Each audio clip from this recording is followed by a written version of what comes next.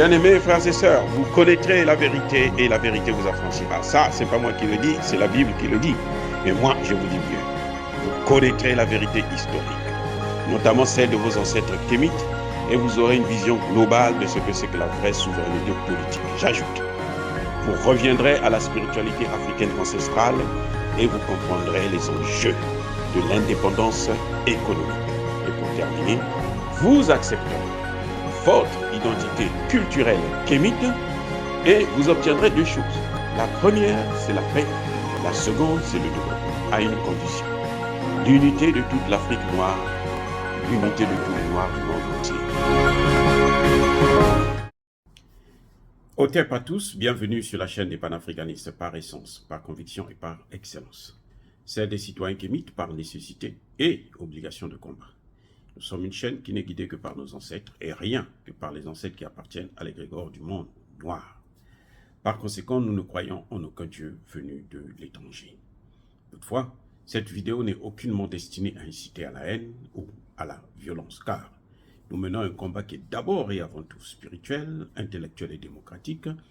Ensuite, il est politique, géopolitique et géostratégique, contre l'impérialisme, le colonialisme, le néocolonialisme et l'endocolonat, qui sont tous qualifiés de crimes contre l'humanité.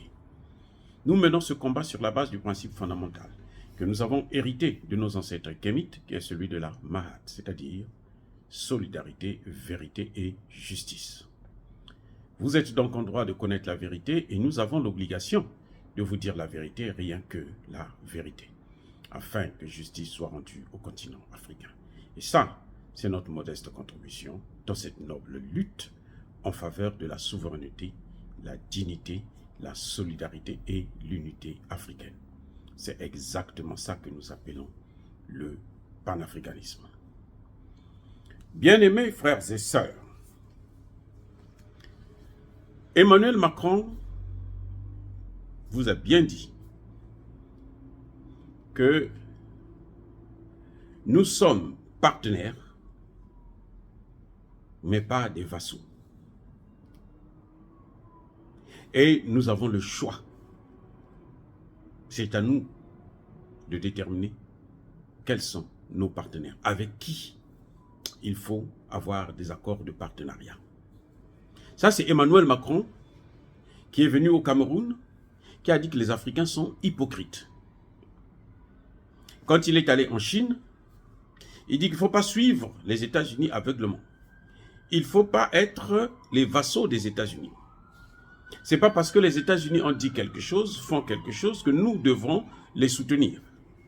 Mais ce même Emmanuel Macron n'a pas reproché, était parmi ceux qui ont pensé que les Africains n'avaient pas le droit d'avoir leur point de vue en ce qui concerne la guerre en Ukraine. Et lui, il veut avoir un point de vue en ce qui concerne la guerre, la probable guerre contre Taïwan. Mais c'est-à-dire que je vous ai déjà dit qu'il est fou. Moi, je sais qu'il est, pour moi, il est fou. C'est pas moi qui le dis, les hommes politiques français eux-mêmes le disent. Mais plus hypocrite que ça. Et Donald Trump dit, c'est un lèche-cul. Il est allé lécher le cul de Xi Jinping. C'est pas moi, c'est Donald Trump, l'ancien président américain, qui l'a affirmé. Ce qui m'embête, c'est les dirigeants africains qui continuent à penser qu'il faut se soumettre à la diplomatie française, à la diplomatie occidentale, à la diplomatie otanienne. Et oui, c'est ça, Emmanuel Macron est en train de le dire là. Comment voulez-vous qu'il vienne chez nous, il nous dit, au Cameroun, il dit que les Africains n'ont pas soutenu, n'ont pas condamné la Russie, ils n'ont pas soutenu l'Ukraine, parce qu'ils sont hypocrites. Il dit que la Russie, c'est un pays impérialiste, alors que lui, il a passé toute sa vie. Regardez avec Haïti ce qu'ils ont fait d'Haïti. Qu'est-ce qui reste? Qu'est-ce qu'il y a aujourd'hui en Haïti? Haïti a gagné la guerre contre Napoléon. 20 ans plus tard, ils reviennent, ils se sont préparés, ils reviennent pour faire la guerre. Et là, ils imposent un dédommagement à Haïti, ce qui a causé alors d'énormes problèmes économiques. Lorsque le président Jean-Bertrand Aristide demande qu'on lui rembourse cet argent, cette dette coloniale que la Haïti a payée à la France, le lendemain, il a commencé à avoir des problèmes. Eh oui, au point où lorsqu'il prend son avion pour partir d'Haïti, les États-Unis interdisent à tous les pays africains de ne pas le recevoir. Il donne le mot d'ordre. Il dit, celui qui va le recevoir, nous, on va le brimer. Personne n'a le droit de le recevoir. Heureusement qu'à l'époque, Thabo Mbeki était fort. Thabo Mbeki dit, stop. C'est Thabo Mbeki qui a obligé le Centrafrique de recevoir le président Aristide, qui venait chez ses frères. L'Afrique, c'est chez lui. On nous traite d'hypocrites. Parce qu'on doit se soumettre. Heureusement que nous avons le président Mandela qui a répondu à cette question déjà, en disant aux journalistes américains que vos ennemis ne sont pas nos ennemis. Et pendant que nous on souffrait, eux, ils étaient avec nous, ils nous soutenaient. Et le président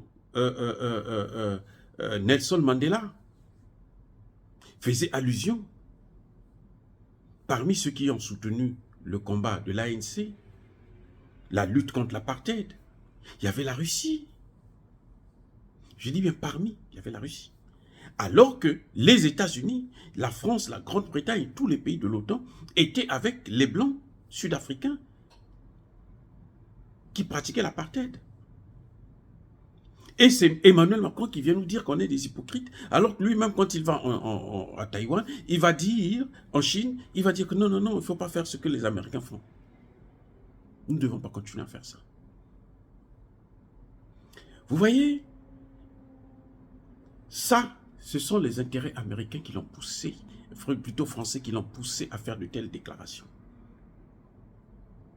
En réalité, c'est comme je vous l'ai déjà dit, Emmanuel Macron n'est pas allé là-bas pour l'Ukraine. Non, ce n'est pas son affaire.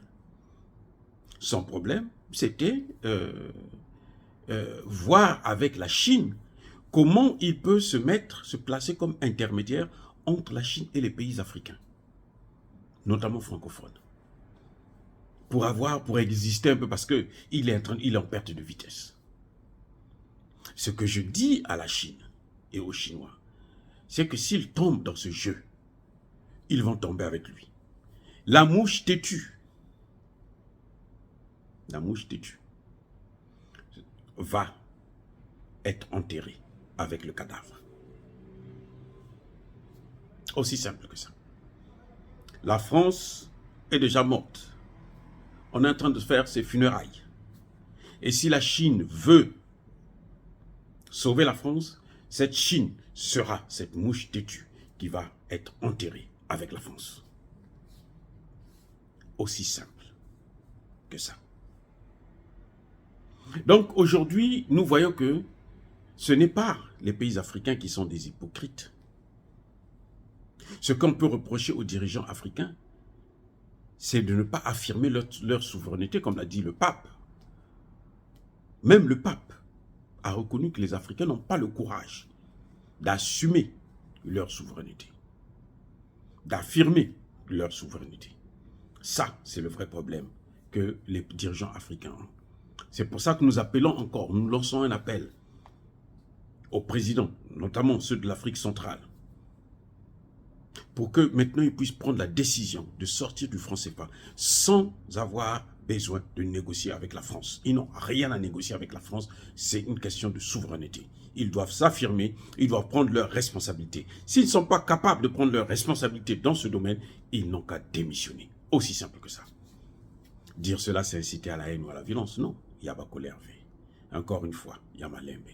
Soyez bénis, bien-aimés frères et sœurs, par le Dieu des Kémites. Mais que tous ceux qui persécutent le continent africain le pillent et le déstabilisent, qu'ils soient maudits, punis, foudroyés, neutralisés, effacés par ce Dieu des Kémites et par nos ancêtres angélisés. Vive l'Afrique éternelle, j'ai dit et j'assume.